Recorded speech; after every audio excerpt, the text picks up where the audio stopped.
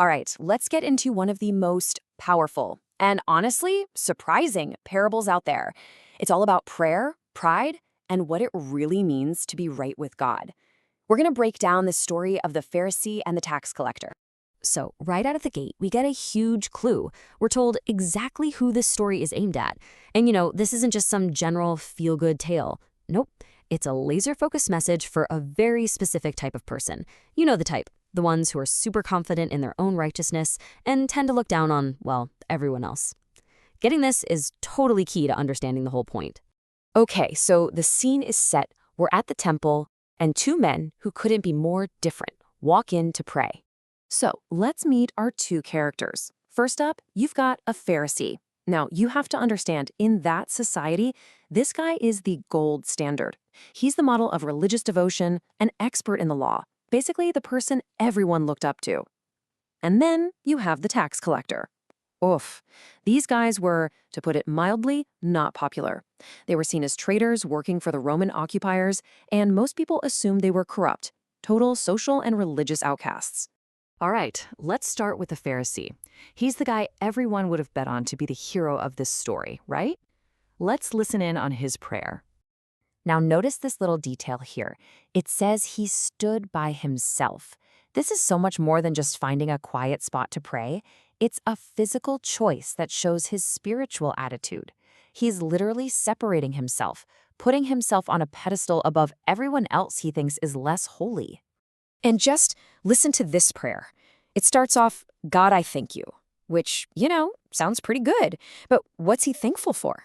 It's not for God's mercy or grace. No, he's thankful that he's not like other people.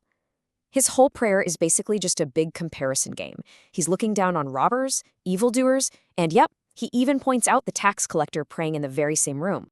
Then he basically pulls out his spiritual resume, right? His little checklist of why he's so righteous.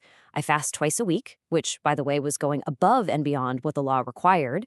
I give a tenth of everything I get. I mean, on paper, this guy is crushing it. He's doing everything right, and he's not shy about listing his achievements. His confidence isn't in God, it's in his own track record. Okay, now let's shift gears completely. Let's turn our attention to the tax collector and see how he prays. It's a totally different vibe. And wow, the contrast couldn't be more stark. The Pharisee stood up front, all proud. The tax collector, he's way in the back, at a distance, like he feels he's not even worthy to be there. He won't even lift his eyes to heaven. His body language is just screaming shame and humility. And that detail about beating his breast, that was a well-known physical sign of deep, deep grief and regret. And his prayer, it's got to be one of the shortest but most powerful prayers you'll ever hear. There are no comparisons, no spiritual resume, no list of good deeds to try and cancel out the bad. It's just raw. It's honest. It's a desperate plea based on one single brutal truth. I'm a sinner. I need mercy. So there you have it. Two men, two prayers. Now comes the moment of truth, the verdict. And let me tell you, this was designed to absolutely shock the people who first heard this story. And boom, here's the twist. The great reversal. The outcast, the sinner, the tax collector, he's the one who went home justified. That means he was the one declared righteous in God's eyes. And the religious expert, the guy who was so sure of his own goodness, he went home with absolutely nothing.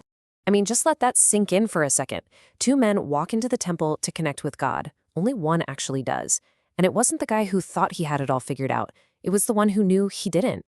So this whole story is really driving home a huge, timeless principle. It's what we can call the great reversal. And here's what that looks like, laid out plain and simple. It's basically the opposite of how the world normally operates, right?